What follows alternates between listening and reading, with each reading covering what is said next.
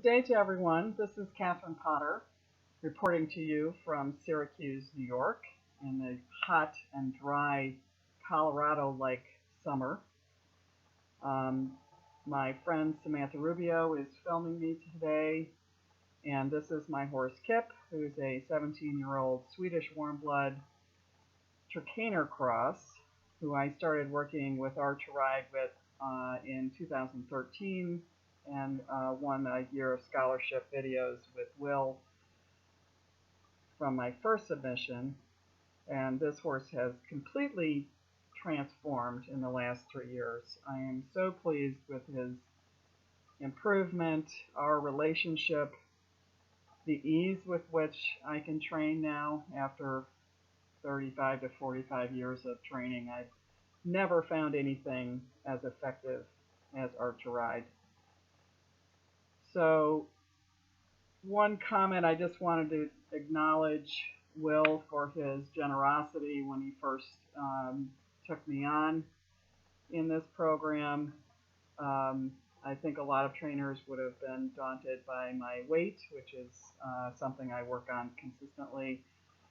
It's pretty challenging, and Will was very generous to, acknowledge that my horse is capable, especially training with the Art2Ride method, of carrying me. So here we're starting with a little bit of lunging. I'll just go through a little bit of what I do for training a typical schedule. Ideally 5 days a week with a day off in between, like 2 days on, 3 days, 1 day off, 3 days on, would be my ideal, in which he really thrives on that schedule when I can do it physically. So when I'm doing that, if I'm having a 1 or 2 day off, I would do a lunging period, depending on if he's like consistently doing 5 days a week. The first day back after a rest day, I would lunge for 15 minutes, ride for 15 or 20 minutes. When he's had more days off than that, and say we're on I never do less than 3 days if I'm in town, even if I'm just lunging. If I'm not feeling well, or it's very hot or very cold, I might, but I keep him at 3 days, lunging 20 minutes a day. And if he comes back after 2 or 3 days off, the first day I would lunge for 15 or 20 minutes only. The next day I would do 15 minutes of lunging and then 15 or 20 minutes of riding, seeing how he feels. Usually when he comes off from several days off, even a week off, he's mentally really excited to get back to work. He really enjoys it. And so I never really worry too much about giving him time off. It's always good for his mental state, and his body seems to come back. He's got a lot of thoroughbred in him, so he comes back very quickly into fitness, as long as I'm keeping him at 3 days a week. So in this instance, I really haven't been riding as often since the clinic at the end of March. I was sick for several weeks, and it took me a while to recover from that. So I've been keeping it at 3 days a week, 3 to 4 days. I got out of 1 week since April. I've ridden 5 days. So that's kind of unusual for me. But it is what it is, and he's doing great. Here I'm just kind of letting him slowly, come into work, walk in for a few minutes with a stretch as much as I can, and then let him. A lot of times when he first starts, he's sort of a short-backed horse, which is good for carrying me, but it does sometimes lead to them being a little tense over their back. He certainly is. So a lot of times he'll want to canter just about as long as he did there, and I sort of let him set the tone at first in both directions, and then as he starts to really loosen up, I'll ask him for a little more. And really, this trot is it's okay, it's slow, he's reaching okay, it's not great, but I don't want to push him too much at the beginning.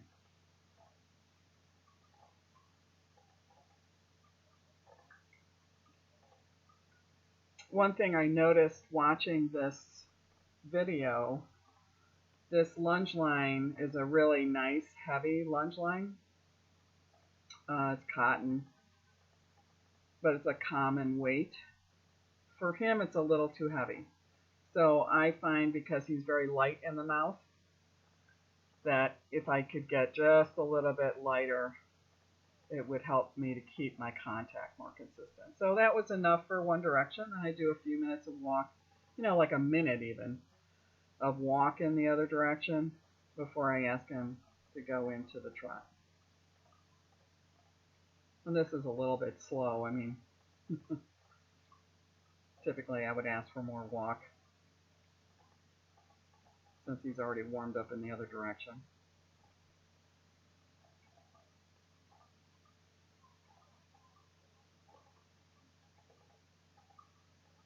But it has good rhythm. He's pretty stable with his head stretch. And he's reaching far enough under his body.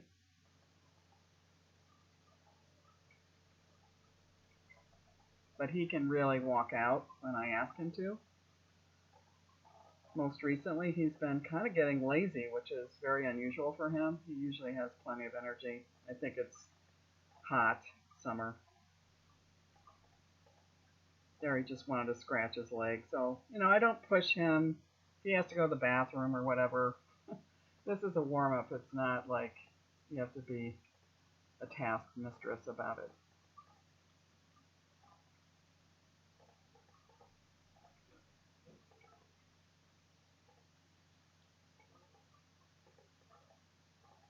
It's always finding that balance between asking for enough for it to be gymnastic and building, and kind of gauging your horse's happiness in the moment. So again, here, kind of letting him just getting used to moving on this side. This is his better side.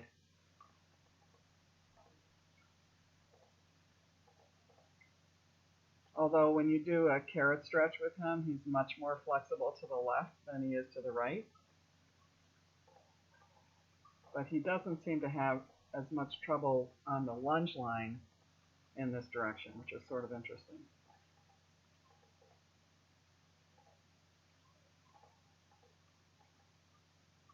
And I've started to incorporate carrot stretches before and after riding or lunging with him because he is kind of stiff. So Samantha said that there was a new study out that proved a 20% improvement in flexibility with carrot stretches for horses that weren't even in work. So you can imagine what it would do for a horse in work. So again, that was sort of him deciding he wanted to loosen his back a little.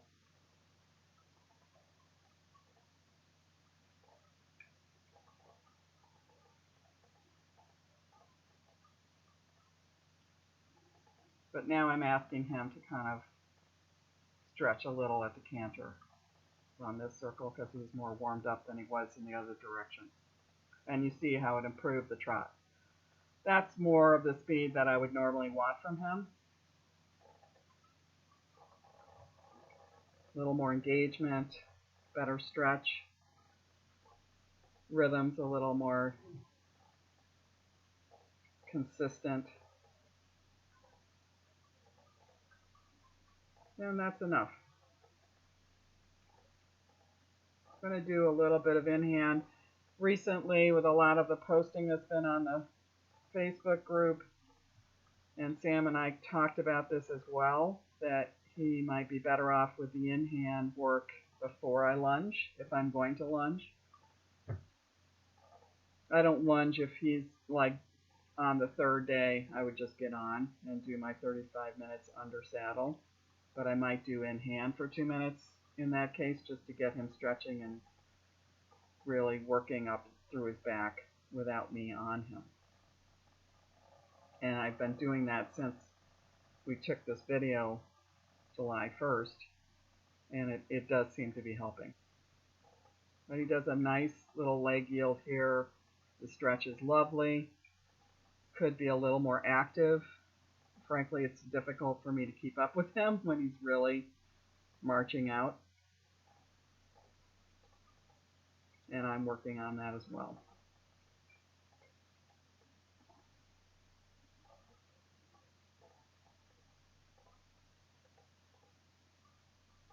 So that's enough in that direction. I really wouldn't do much more in-hand work than that, even if I was just going to get on just a minute in each direction, just sort of reinforcing and giving those muscles a chance to really stretch out over the top line before you get on. But I will be working on making it a little more active in the future. He does have a trouble stepping over when he's still warming up. When he comes around this corner, I think you'll see he broke his sesamoid on the left hind when he was 2. So that joint is a little stiffer. So when he's doing leg yield, like for here, I'm really asking him to step over, and he'll catch his toe. Right there. So he does that under saddle as well, and it's usually like when we're warming up and the first time I ask him to really step over, sometimes he'll stub his toe because it's just not as flexible. It's perfectly sound. You know, you just adjust for what your horse's life experience is. So it's not hurting him or anything. It's just not as quick to hit the ground on. If you hit that in slow motion, you can see where he just catches his toe as he steps out.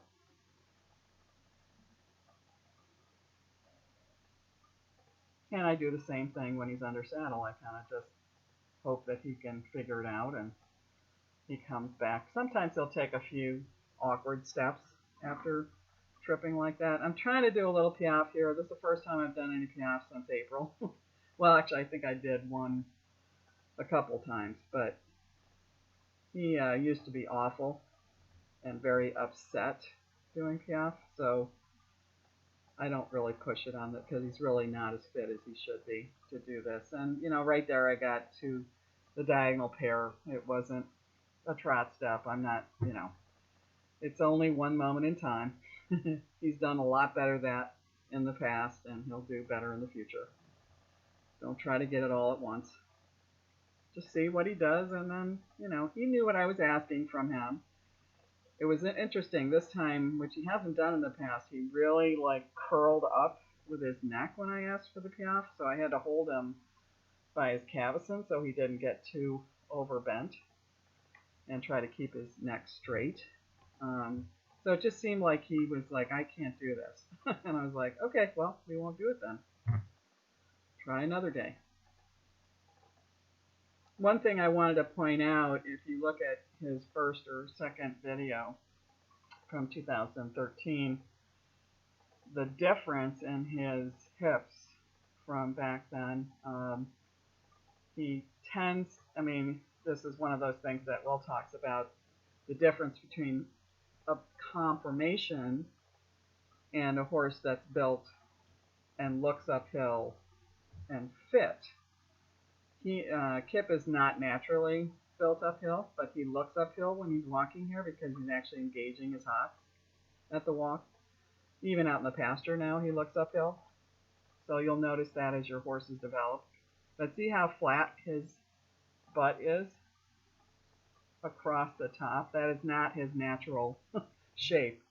When he's unfit, he's very tented around his spine. Doesn't really matter what his weight is. It's all about muscle. So I'm really happy to see him developing a flat butt that goes all the way up to the saddle. Now actually just last week I had the saddle fitter come. She's it's been a year. And I felt like I was struggling after watching Balador's video last week. I was like, yeah, I think I'm struggling to get my legs under me. So I thought that he was building up his withers and that was putting me into a chair seat, but the saddle fitter said, no, actually, because we're in a drought here for like the first time ever that I can remember, there's no grass whatsoever when he goes out. So I hadn't really adjusted his grain to compensate because he has such good fitness that it's the only way you can tell he's losing weight is right at the withers. Right along his spine is where he loses that little bit of fat. And so she said he was actually narrower than he's been since 4 years ago when he lost 100 pounds for some reason. But he has good condition. And she said often a horse that's in condition they don't always bulk up over the top line.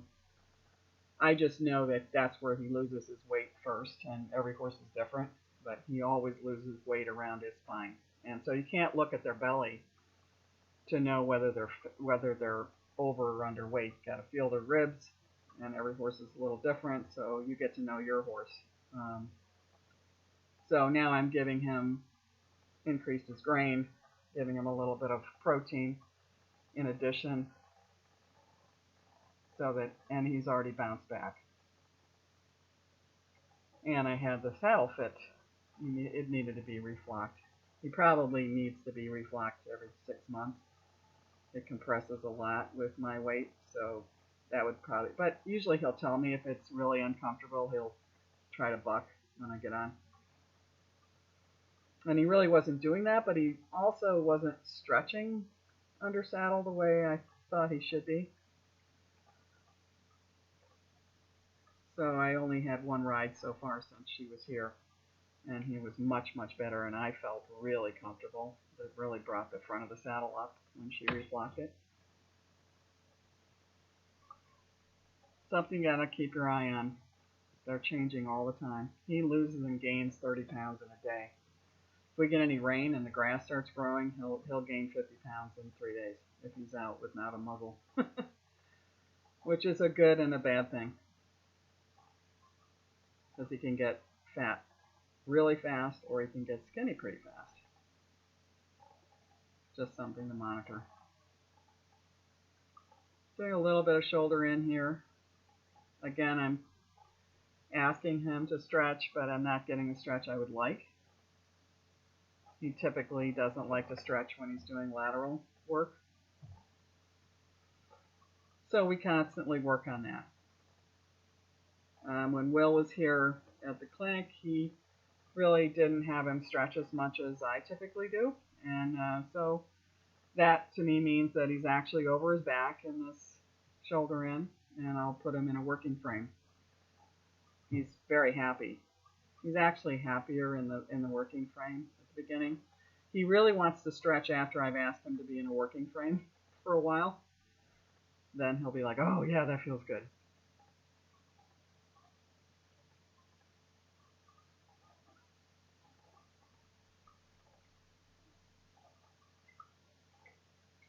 Sometimes I do a leg yield all the way across the diagonal instead of just going across. He's stepping over pretty nicely. I just had to give him a little more. I'm always having to catch him in the outside rein so he doesn't fall out the shoulder while still maintaining.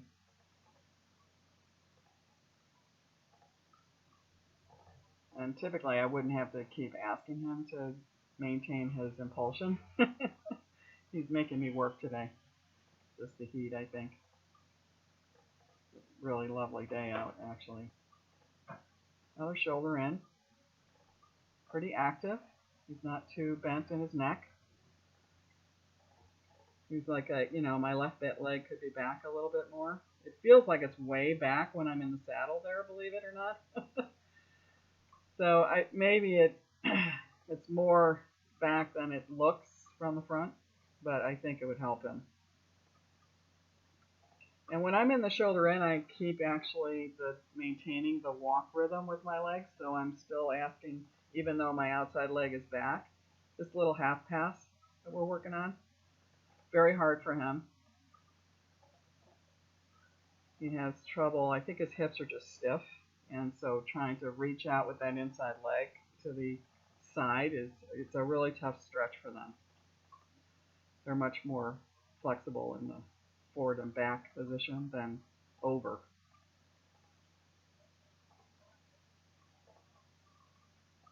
So we're going to try it in this direction, half pass.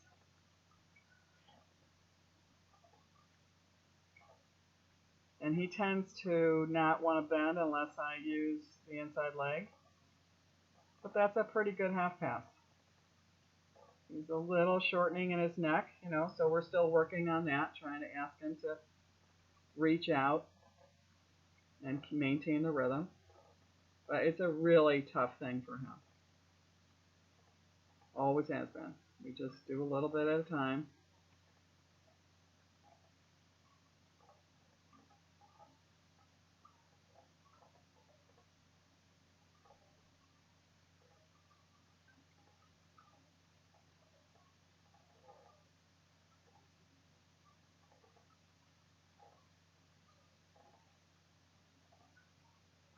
So here again, you see when I go into the trot, a lot of times he just wants to canter at first. So that's why his head comes up, because he's thinking about it. Because it just seems to loosen up his back either direction, whether it's on the lunge line or when I first start trotting under saddle. He just likes that. So I let him do it if he really wants to do it. Some days I'm like, no, you're not doing it, because he has to learn to follow my lead a little bit, because he will take over. The strong personality, this guy.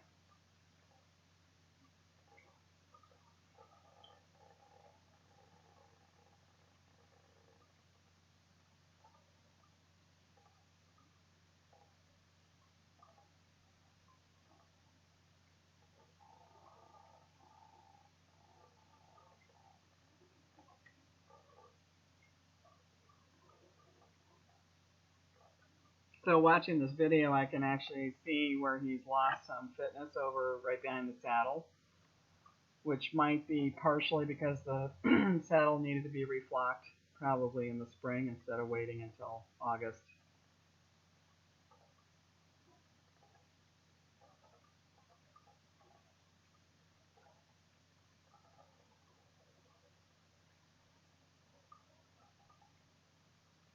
And I would love it if he would maintain his stretch a little bit more. I'm really asking him to stretch here, and I don't know if it's the saddle or...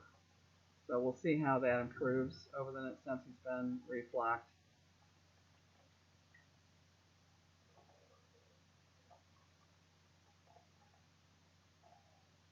He's just more comfortable in the working frame, and so I don't really push it. Maybe I should push it more. He'll let me know if he wants to stretch, I'll tell you that. There's no question about it. I mean, that's a pretty nice rhythm there. He's really using himself. He's over his back, I think. You guys can tell me what you think. It's reaching really nice with that outside shoulder here and the leg yield. Again, seems like my leg could be back a little bit more on the outside.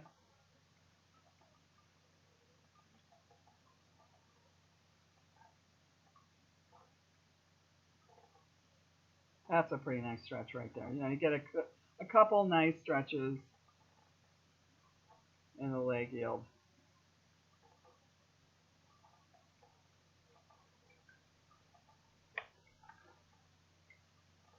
Shoulder in. Reaching pretty nice with that outside shoulder. Maintaining the bend.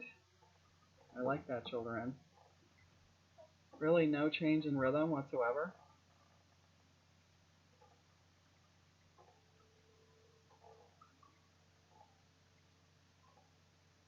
Second one's a little harder for him. And then you get a nice stretch because he was in the working frame. See what I mean?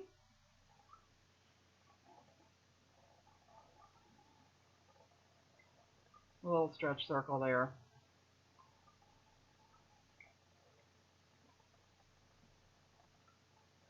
Get some blood back into the muscles. And a reward for a really nice workout in the shoulder in. I think what I would add is a little more lengthening work at the beginning, especially in the stretch, if I can get it.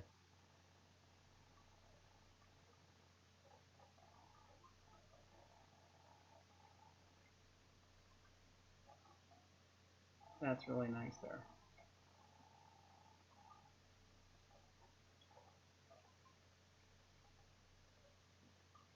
And really, I mean, this is the way our rides are every day. I